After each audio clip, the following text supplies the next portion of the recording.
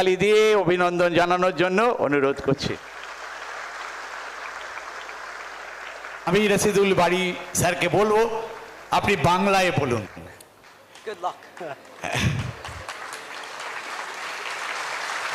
Thank you sir, thank you. নমস্কার। নমস্কার।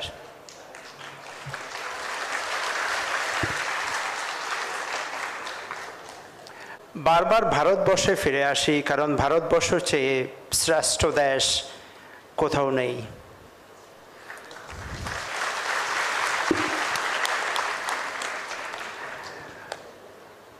আমরা যখন আসলাম 24শে অগাস্ট কলকাতা এয়ারপোর্টে যখন নামলাম, তখন আমাদের ভেতরের বাঙালিটা কেমন জানি জেগে উঠল। এয়ারপোর্টে প্রথমে দেখলাম রবীন্দ্রনাথ ঠাকুরের ছবি, চোখে পানি এসে গেল, কারণ রবীন্দ্রনাথ ঠাকুর মানেই তো বাঙালি, কাজী নজরুল মানেই তো বাঙালি, বাঙালি মানেই তো জগদীশচন্দ্র বসু, বাঙালি মানেই তো সত্যেন্দ্রনাথ বসু, বাঙালি মানেই তো প্রণব মুখার্জি স্যার বললেন একটু আগে, বাঙালি মানেই তো স্বামী বিবেকানন্দ, বাঙালি মানেই তো নেতাজি সুভাষচন্দ্র বসু, বাঙালি মানেই তো অমর্ত্য সেন। একটু আগে একজনে অমর্ত্য সেনের লেখা একটা বই দিলেন সুবর্ণকে দেওয়ার জন্য।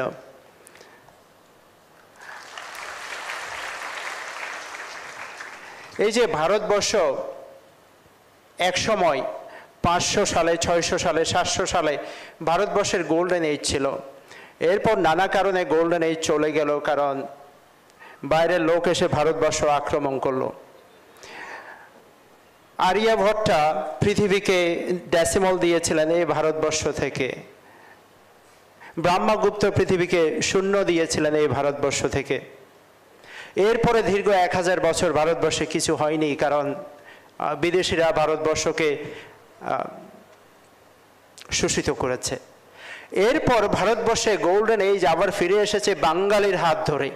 রবীন্দ্রনাথ ঠাকুরকে দিয়ে শুরু হয়, এরপর সত্যেন্দ্রনাথ বসু, স্যার জগদীশচন্দ্র বসু, এদের মাধ্যমে বাঙালি ভারতবর্ষকে আবার গোল্ডেন এজ ফিরিয়ে দেয়।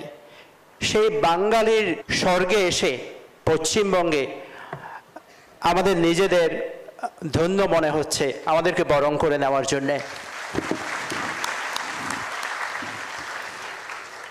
বাঙালির মধ্যে কি আছে সেটা হয়তো বাঙালি জানে না। বাঙালি ভারতবর্ষের হারানো গৌরব ফিরিয়ে দিয়েছিল সেই গোল্ডেন এজ।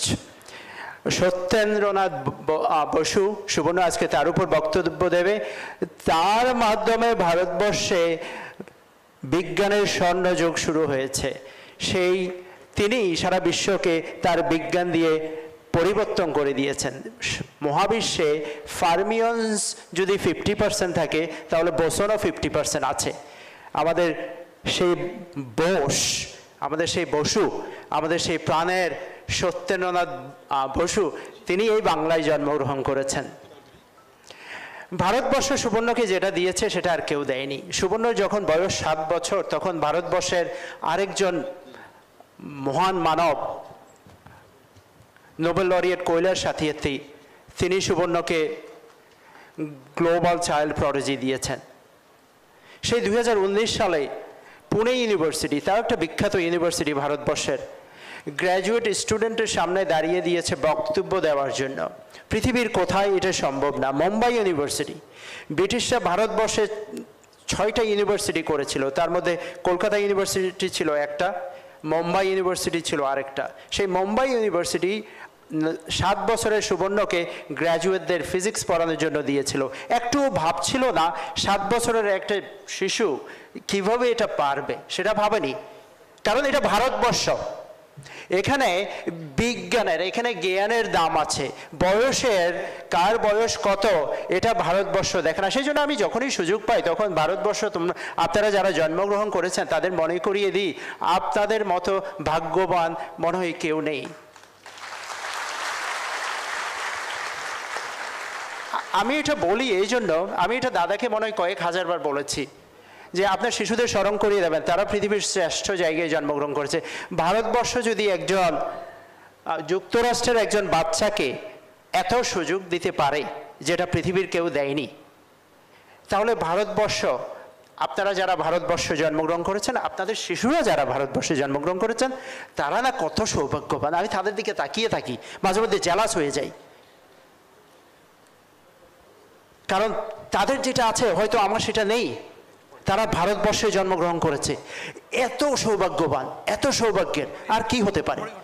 28টা রাজ্য আছে ভারতবর্ষের, সুবর্ণ প্রায় বেশিরভাগই গিয়েছে বক্তব্য দেওয়ার জন্য। কোনো রাজ্যের মানুষের সাথে কোনো রাজ্যের পার্থক্য খুঁজে পাই নাই। সবার একজনের আত্মা মনে হয় আরেকজনের আত্মার চেয়ে বড়।